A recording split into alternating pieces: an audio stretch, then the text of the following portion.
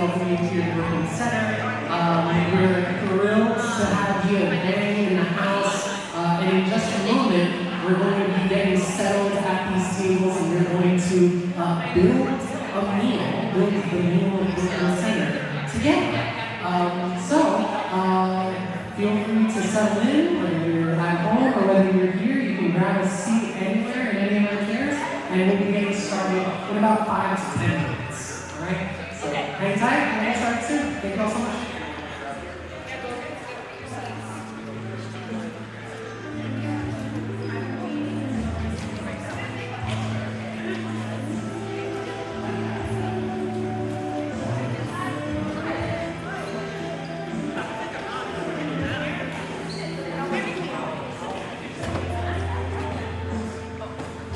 I'll also say, just for everyone here in person, if you need something to drink, there are drinks in that ice chest right where Mark Holdes is waiting.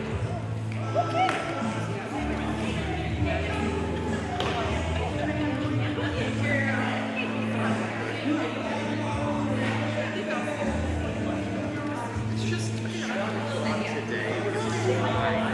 It's ironic. I wore it because I concentrated it was online.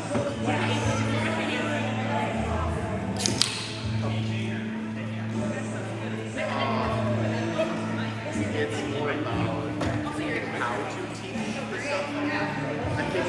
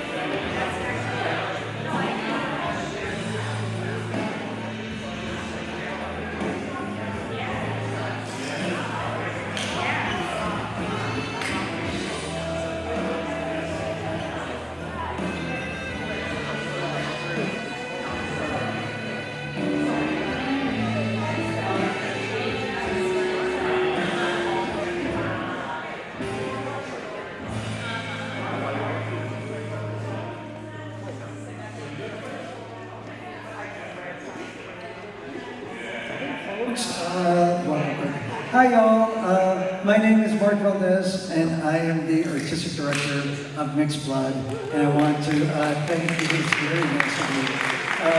I just want to welcome you here to Brooklyn Center and to Constitution Hall, the community center here in Brooklyn Center, and for this 12 by 12 event.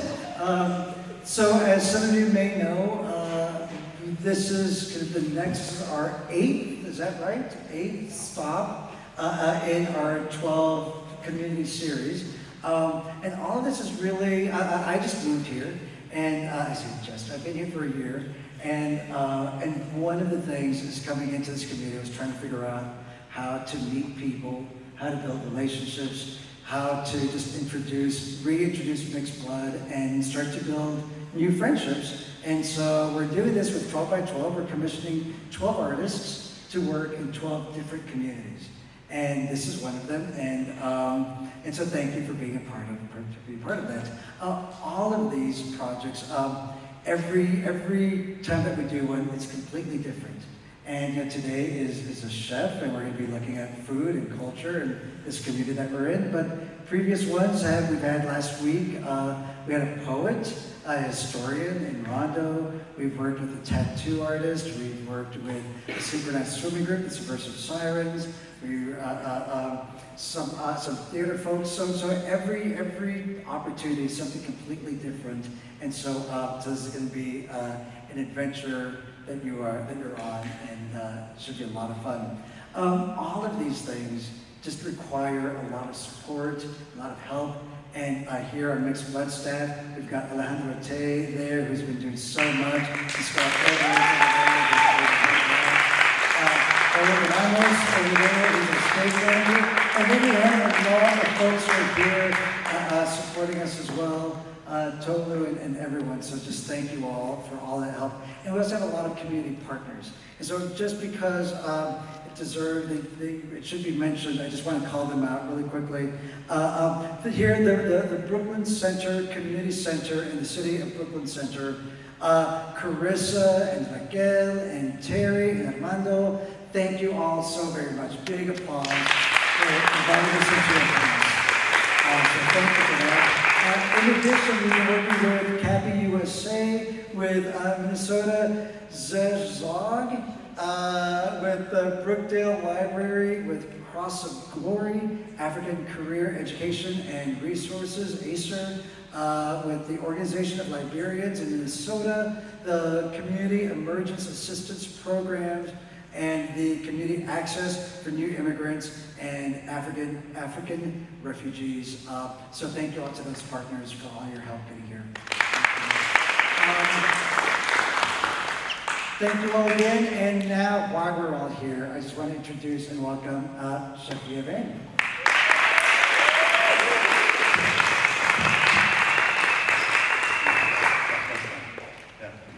Hey, how you guys doing? Good. Dude, I didn't mean to call everyone dudes, but we just had a really long day today. So, like driving over, I was just trying to get all my energy out. So I downed a can of Coke, and so I should be good. Man, I can't tell you guys how excited I am to be here. You know, there's something about food that connects us all together. And it's just one thing that I learned as we were started out as a little pop-up. So we have this little shop called Hmong Kitchen. We have 2 locations. So we have one that's in Gray's Food Hall, which is like a block away from the Target Field. And we have a new location we just recently opened up like a week and a half ago, which is on Lake and Bryant. And you know, so we took over that spot. And to see, like I get to talk to our chefs. You know, we've been very blessed. We have like 25 to 26 people working for us. And to see where we've come from. So I used to drive this like 2001 RAV4, and it had 300,000 miles on it. It is one of those cars, I don't know if you guys have ever had one of those cars.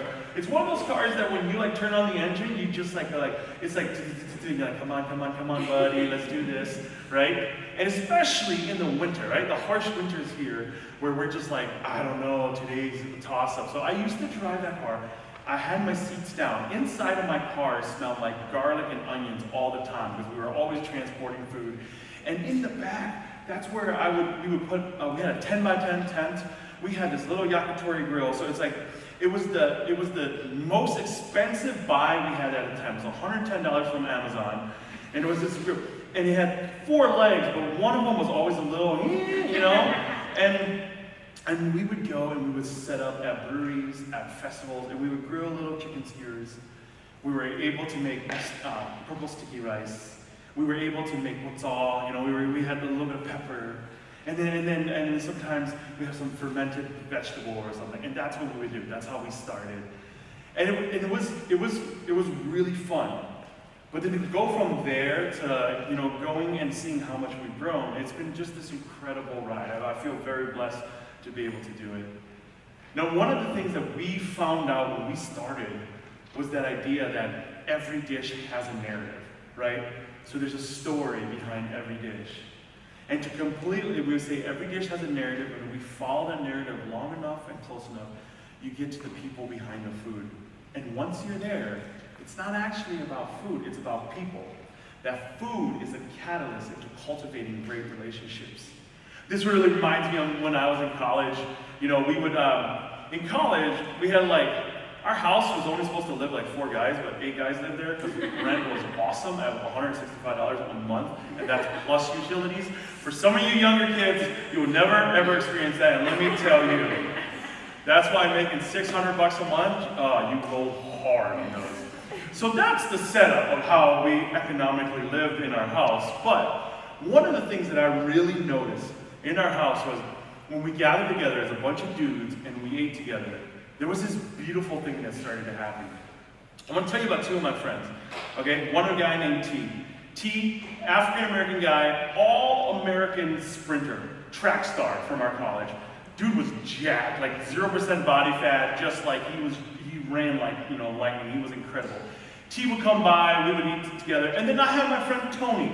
I love Tony, but Tony, for the life of him, if his life was online, could not catch a ball. Tony is more of a reader. He's more a philosophical person. And I remember one time we were having dinner, like just how you guys are sitting, and we're sitting around this incredible table.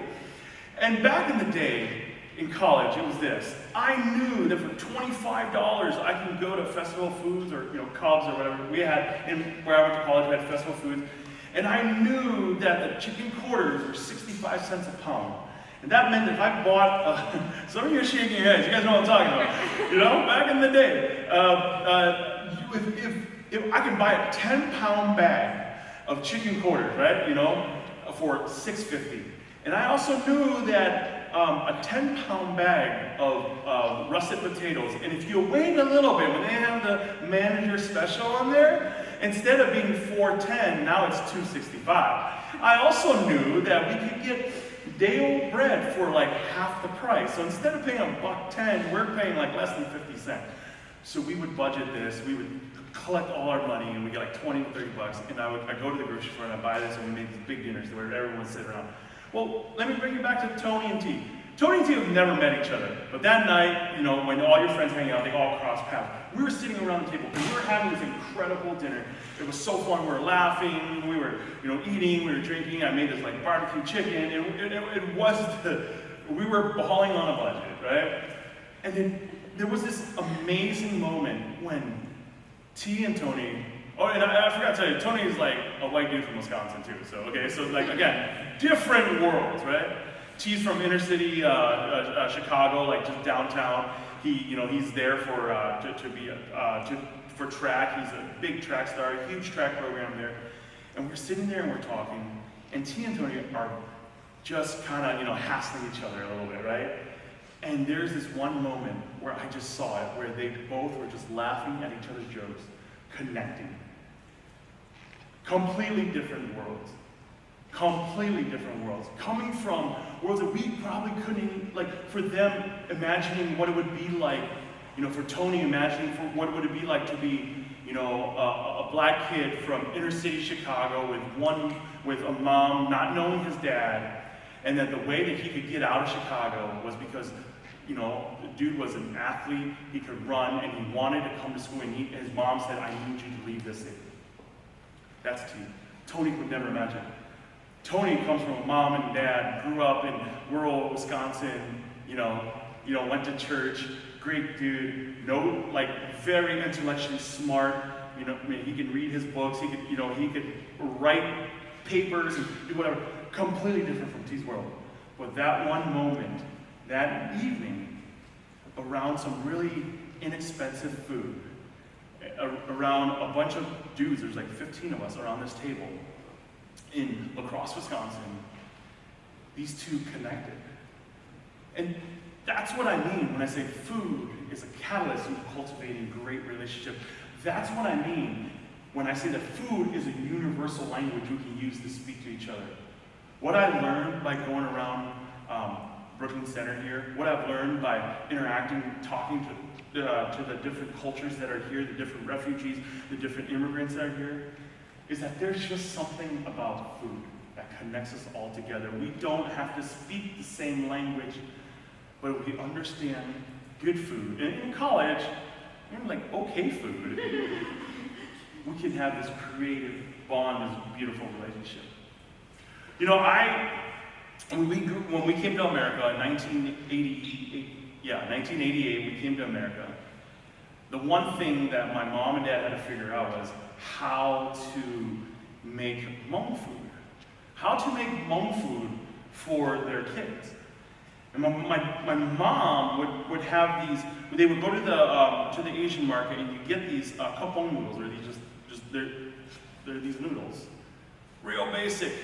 It's like interesting because when I talk to other chefs, they're like, okay, so like, what's the secret? And I'm like, I don't know, dude. They're like 98 cents a pack, And trust me, I've been in this chef world, and they always want like truffles. You want the A5 Wagyu. You want the blah blah blah blah. Where it's just like I had to go to the Arctic, and I went here, and it was harvested here by the hands of these little kids, and right? Like that's everybody wants that, right? Because that's like that elitism when it comes to food.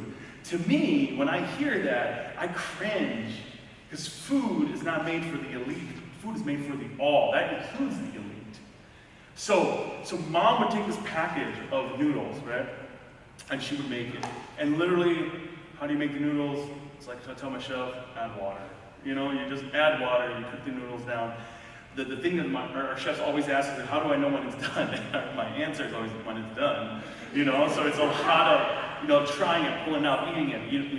A lot of our chefs come from pasta cooking backgrounds, so they're always wanting, when it comes to making these noodles, they always want to have a bite. And I'm like, you don't want to have a bite. You actually want to go the opposite. I was just actually talking to one yesterday, a younger chef, and I said to her, everything you know about making pasta, how you have that, it has to have a bite al dente. I'm like, erase that from your head. You have to reverse engineer that, and when you make these noodles, you have to almost feel like you're overcooking them. You almost, because you want them to be soft, because they're made out of rice. They don't have flour in it. And it was just this aha moment where I saw her every 5 minutes pulling a noodle out and tasting it, and pulling a noodle out and tasting it. And to me, that's actually what cooking is about. When I learned how to make sticky rice, my mom didn't give me a recipe, because there's only 2 things in sticky rice when you make a recipe. It's water and rice, right? And that's your 2 ingredients. And my mom never told me how to make sticky rice. She actually took my hands, put it into the bowl, and she made me wash the rice with her. And she asked me, do you feel how the rice goes on your hands? And as a kid, you're like, oh, fun game, right? But what she was trying to teach me is you have to activate the starch in the rice, and then when you pour the rice out, what you're really doing is you're getting all that starch out, because when you make the rice, to all my Hmong brothers and sisters in here, you guys know what I'm talking about. When you make the rice, you want every kernel of rice to be individual. You don't want it to be mushy. Even if you're making sticky rice. Sticky rice doesn't mean mushy rice. Sticky rice is how there's the sugar in it that keeps the rice together, but every individual kernel is very important. And she taught me that. It wasn't a recipe. So when we were doing this thing with Bon Appetit and they wanted a recipe, it was really hard for me to explain.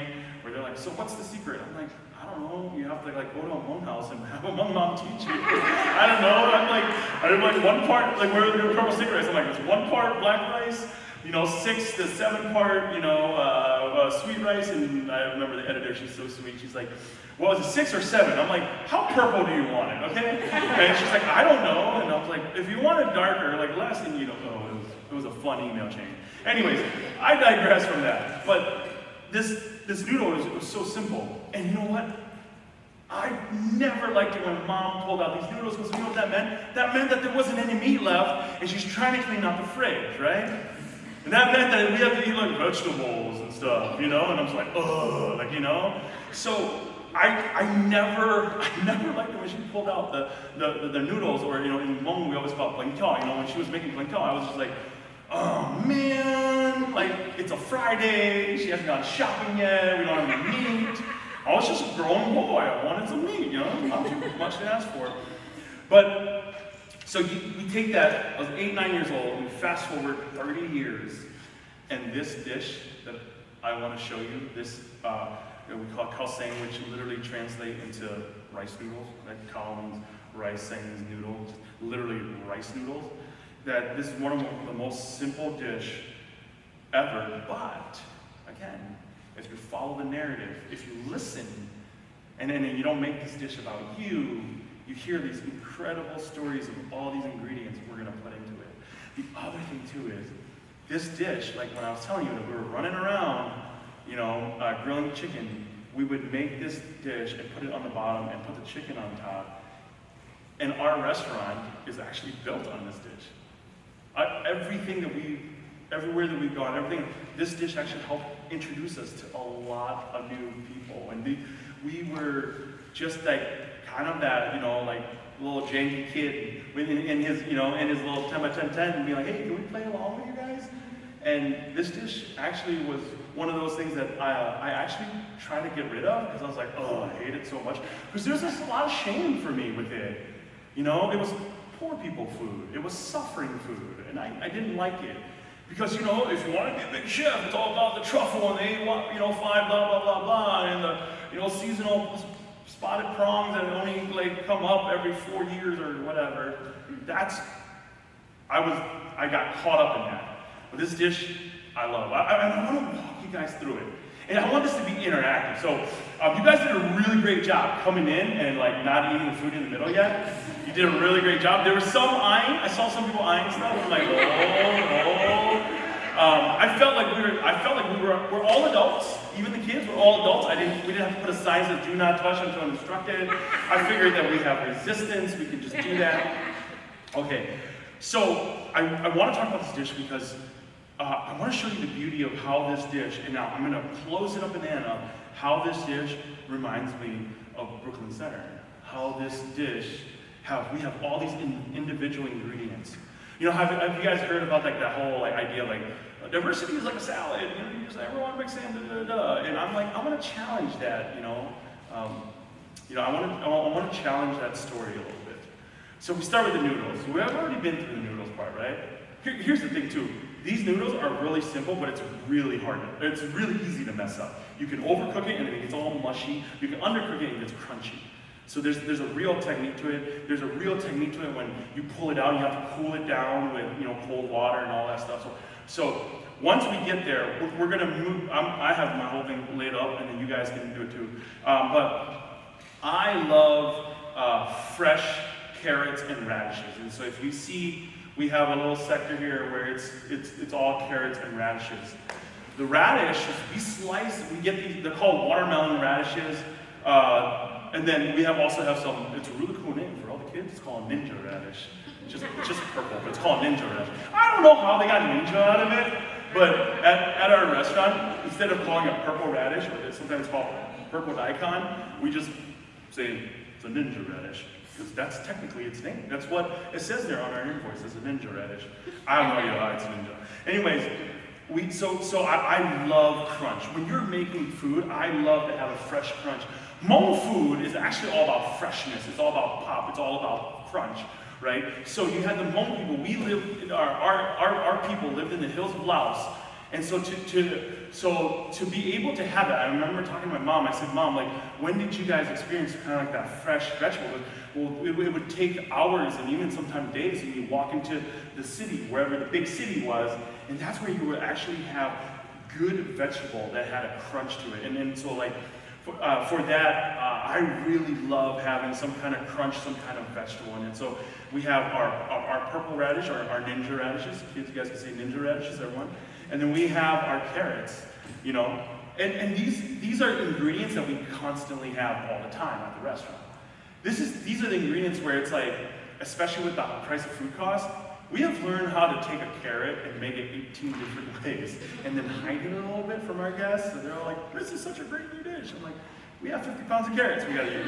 So, don't tell anybody. Look at you guys, don't tell anybody. Do that for later. Yeah. And then the next thing we have is these string beans. So you look at these string beans, and to you guys, it's just string beans. But to me, it is more than that. It has more depth. These string beans actually come from my mom and dad's farm. So they have up in like Hugo, Scandia, right? Yeah, Scandia, that's a town, yeah. Hugo, Scandia, Forest Lake area. They have a garden out there. It's probably about like almost 10 acres, right? And my parents, they don't really play when it comes to that. For them, they call it mom was like, oh, well, they made something. It was like, a little small garden. I'm like, 10 acres, mom? I don't know. And they are so dedicated to helping us at our restaurant. My mom says this to me, probably last year she said this to me. She said, "It means I don't know anything, I'm dumb." But she also said, like, I'm not good at math, I'm not good at building a business. But she said, my hands have taken care of you for almost 40 years. And until the day I die, my hands will always take care of you. And so she said that no matter what happens, every year there's this 10 acres plot where she grows all these plants. And her and my dad, they actually even take orders from us. Before the growing season, he's like, what do you guys want? And they'll go and they'll grow all these different vegetables. And then they give me about a week out and said, hey, we're about to harvest this. And then they harvest it and they bring it to the restaurant and then we use it in our dishes.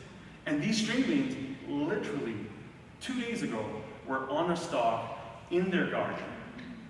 And they have no, you know how hot it is out there? You know how hot it is out there? They've been literally 5 in the morning going out, working, getting all that harvest, and then bringing it to the restaurant. So when we're integrating these string beans into this dish, it's not just some string beans that we got from a bag and we opened up. No, it comes from their labor. I've actually, I've been out to their farm, I've been to their farm, and it's amazing. You know what's crazy about the tenacity of my parents, the tenacity of Hmong people? The people who rented the farm out to them, or the land out to them, did it for a low price because they figured that the dirt there is poor quality, nobody's going to do much out of it, and nobody wanted it. So when mom and dad found it, they're like, we can do this, we can figure it out. And they grew, and it was so big.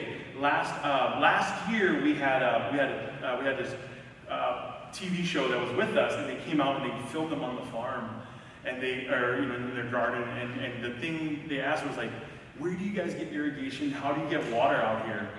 And I had to explain to them that the way they did it was I bought them this 30-gallon tank of water, and Dad just fills it up, and in his truck, and he drives it out, and then I got them this little pump, the little bug spray pump thing. Got them that, and they just walk around and they spray 10 acres, just no quit.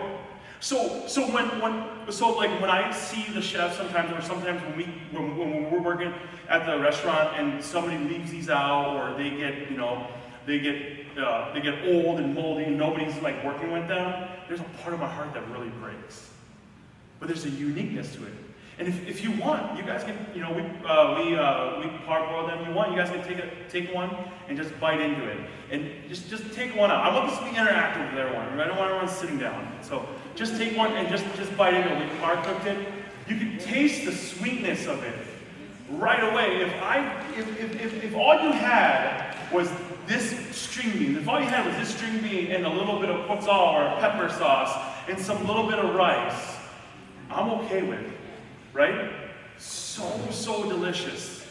The next thing we're going to move to is we have this big bowl there, and it's full of herbs. And we have Thai basil, we have mint, we have dill. I'm not sure if any of you guys are familiar with Thai basil. If you take a little piece of that Thai basil, smack it in your hand like this, move it around, and just smell it. There's this sweetness of Thai basil that I love so much. And then we also have some kale, and then some watercress. Here's my story with watercress. I want you guys to, everyone, pick a little bit of some of those herbs. I want you to smell it in your hands. I want you to smell it in your hands because I want you to smell what just the herbs are like. Watercress, there's a little watercress in there. Here's my watercress story. My parents, when we were kids, would drive on these country roads, and they would see these little streams, and there'd be watercress in it, and they stopped the car, they grabbed the garbage bag from the back of the car, and it looked like we had bodies in there because there was all these garbage bags, and they said, okay kids, everyone out, and we would have to go into this random country road, and we would harvest watercress. And I had this hate relationship with watercress growing up, because I'm like, what, why? And I was like that kid who crouched down and was like, hope our friends didn't see us. Or they'll see wild asparagus. They're like, stop the car. They're like, everybody out of the car. We're picking wild asparagus. It is mortifying. But you fast forward to now, and everyone just goes that foraging. There's TV shows made of it. It's about being, using what's around us. Back in the day, 25 years ago, almost 30 years ago, that was just called embarrassing. And mom and dad, why can't we just go to the grocery store like a normal family? We're already the weird Hmong family in a predominantly white town. The last thing we want to be is the Hmong family with a car parked on the side of the road while your kids are in there pulling out watercress. So I have this love-hate with watercress. We have some watercress in there too. The next thing we have is, we have the proteins. What we did was we made these little meatballs. They're almost like little Hmong sausage meatballs, and we added rice into them. Because rice is life for us Hmong people, so we made that. Next thing we did too is we roasted off some chicken. We have some chicken there, and this is me personally. You could do this without any protein, but this is me personally loving putting more proteins in. Because I'm still a grown boy, we got our cabbage there. We can always get cabbage from a packet that's already shredded, but we really want to teach a lot of our chefs good knife techniques, so we have them cut it up. And then we have some pickles and some cucumbers and carrots and onions and jalapenos. We have some in there, but then right by the pickles, and this is one of my favorites. We have these fermented turnips. So the turnips are called hakiri turnips. Hakiri turnips, you get them in the spring, and you literally maybe like 3 weeks. That's all you get with it. But the thing with the way that things are done here in Minnesota is we have such a limited time. So we got all this hakiri turnips. We have such a limited time, but we needed to preserve the turnips. So how do we preserve the turnip? One of our chefs loves using kimchi or making kimchi. So they made these hakiri turnip kimchi. It's one of the things I love about being a Minnesotan is this: the fact that we can harvest all these vegetables, we can preserve them. We can ferment them, and it's almost like, as a food writer, a friend of mine, Stephen Hoffman, says in his article about food of the North. He says it's like we take these vegetables that we would harvest in the spring or summer, and we preserve them together. We preserve them, we ferment them, and it's like we're capturing the sun.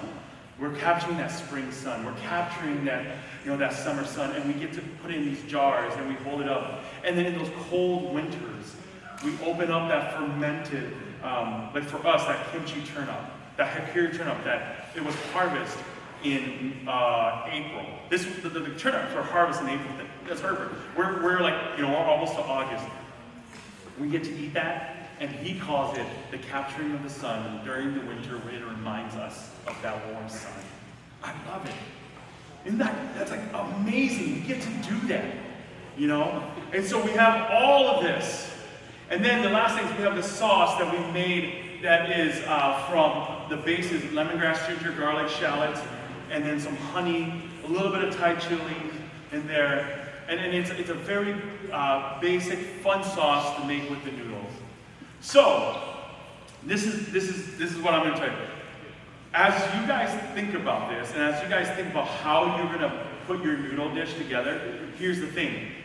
You don't have to put all of it in there, right? It's choose your own adventure. What is so beautiful about this is that you can start with the noodles on the bottom. If you guys don't want noodles, you don't have to have noodles. You can start with noodles. Okay, by the way, I'm going to do a little tangent here. When we've done some of these, food, demonstration, how in the world we live in, everybody wants independence and make your own choice, right? But why do we always get people coming up and goes, how should I eat this? And I'm like, I don't know, that's a choice. You get to make your own choice. Or they're like, am I eating this wrong? I'm like, there's actually no wrong way to eat this. Unless you're missing your mouth, then I guess that's it. But other than that, this is choose your own adventure. I am giving you permission to choose your own adventure. So we're going to put the noodles, and you can put it right in the center of your bowl. Here's the cool thing about these bowls is we also have caps for them. So if you don't finish it, you can take it home.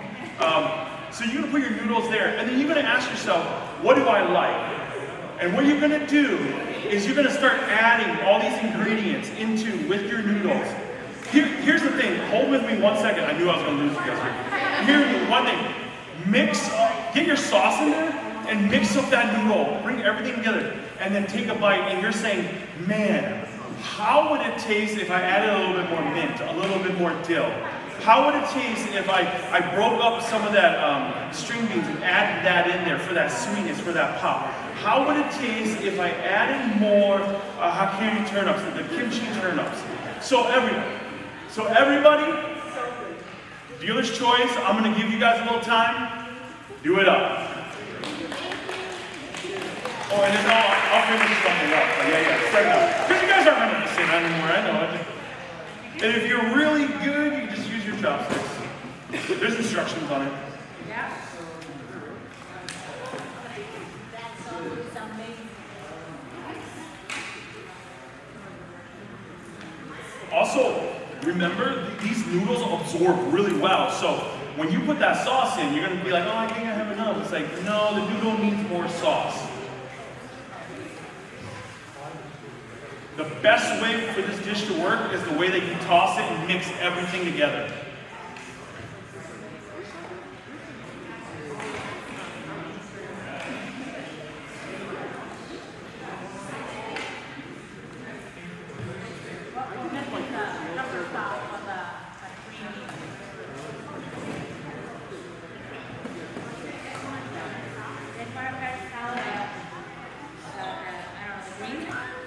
you run out of something from your table, it's okay to go to another table and acquire those things.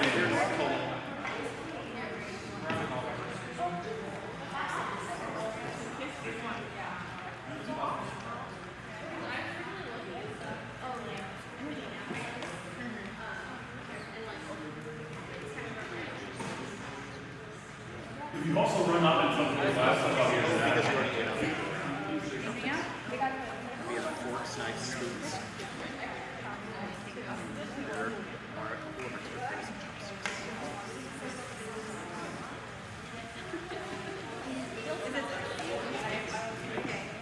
I'm gonna get the sauce first though. I'm gonna be that kind of person.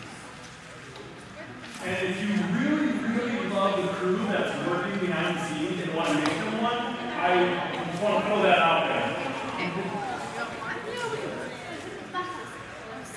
That's what they do. Oh no, it's burning.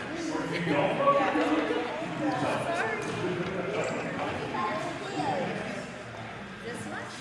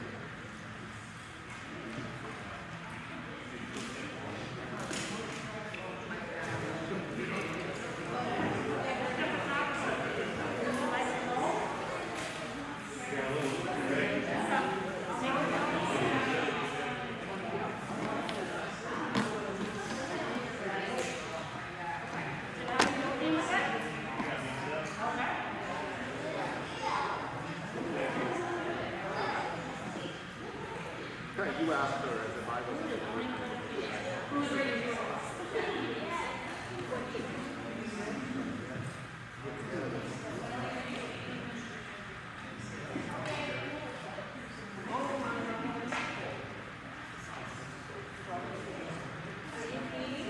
What's up?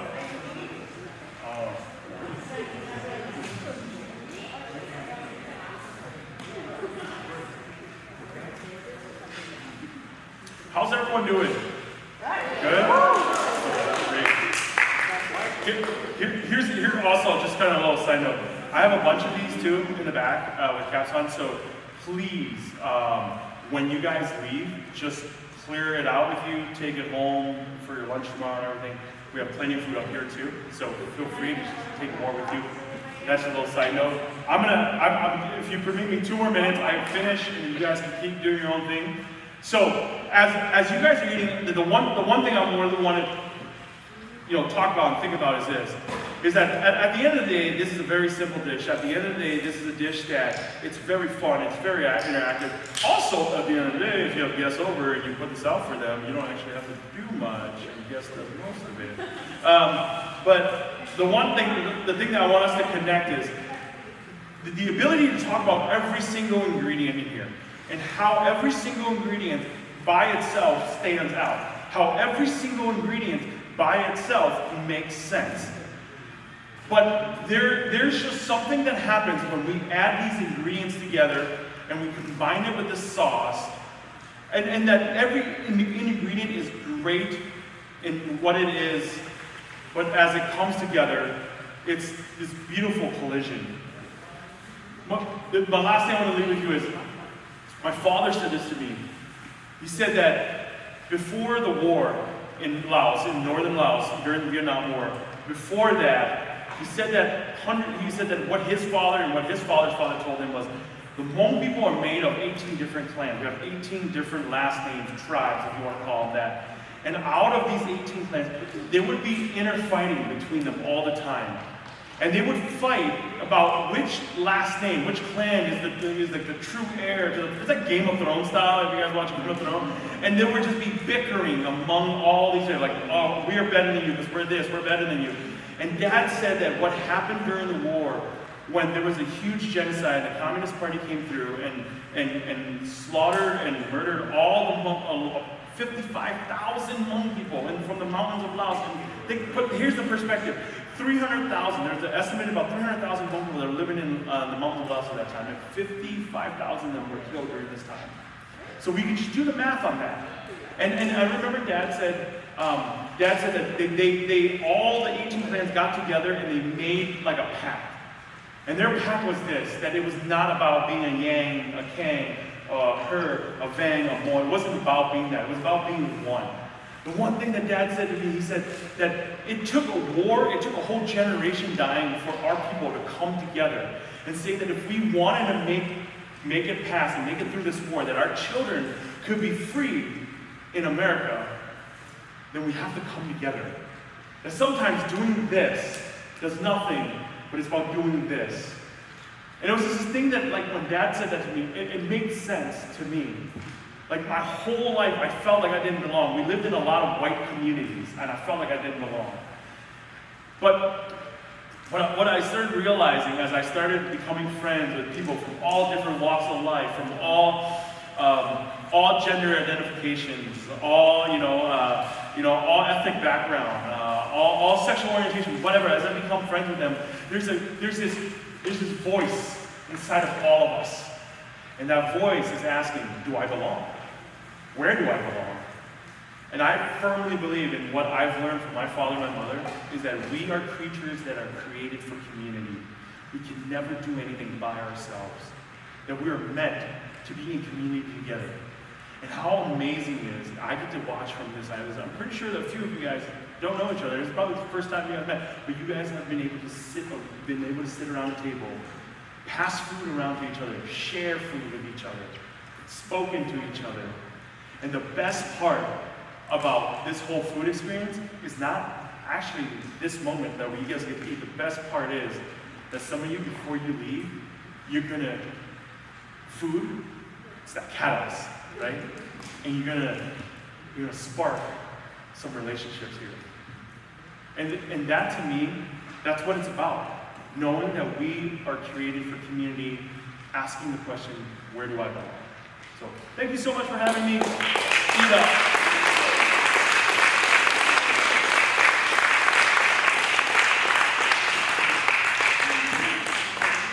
Thank you all so much for joining us. Thank you, Yia Vang. I want to take a second here. I mean, we ain't gonna kick you out. Enjoy your food, take your time. But I'm gonna just share very, very briefly some words from you all in this room here right now. We asked you over at our little activity station there in the back of the room, we asked you to share with us what food means to you.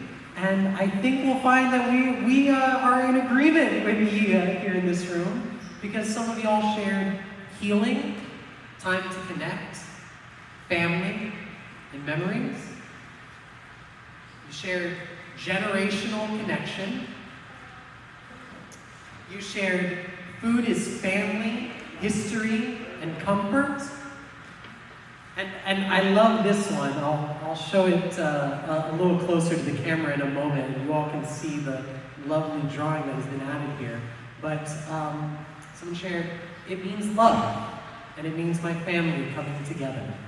So thank you again, Yia, and thank you all for coming here. We are gathered here in the Brooklyn Center Community Center, which is a wonderful gathering place, not only for this event, but for others. And to tell you a little bit more about what's happening at the Brooklyn Center Community Center, I would love to introduce Carissa here. Round of applause for Carissa. Thank you all for coming to Brooklyn Center. For those of you who don't live here, welcome. My name is Carissa Goebel. I work for the City of Brooklyn Center here in the Recreation Department. After you're done eating, we do actually have a concert outside that starts at 7 p.m. It's the Collectives. So head out to the amphitheater and check that out. We have other wonderful events coming up. Every Tuesday, in fact, we have a concert in the park. We have a few movies in the park. We're showing Princess and the Frog on Friday at a Northport Park. And then one of our great events in the city we have coming up on August 12th is the Health Fair, which is here in Centennial Park on Saturday, August 12th from 12 to 4.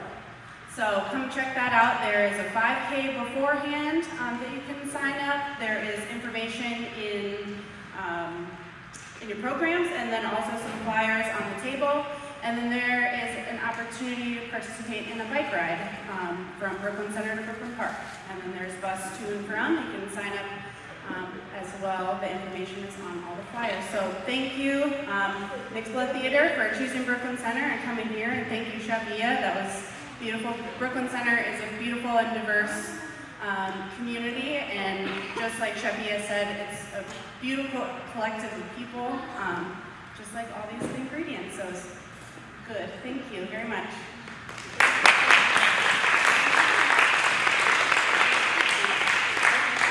And also, if you are following along with 12 by 12 programming, we are well over the halfway mark of our events. This Saturday at the Capri Theater, we will be joining Joe Davis, who has crafted poems, art installations, and video all about the North Side and the North Side vibe. So come to the Capri Theater. After that, you can come to Curry Park, right next to Mixed Blood, on August 5th to join Ifra Mansour in a Somali Akal hut to talk about healing. You can go out to Woodbury on August 18th to check out Brown Body, the movement and figure skating and dance collective, as they explore what it means to be a minority in the changing community of Woodbury. And you can come to the 12 by 12 Festival, where all 12 of our performances are all going to be in one place at Mixed Blood on August 19th and 20th. You'll be able to eat this food again, so that's exciting. So we hope to see you at the festival, we hope to see you at all our events, and thank you for joining us today.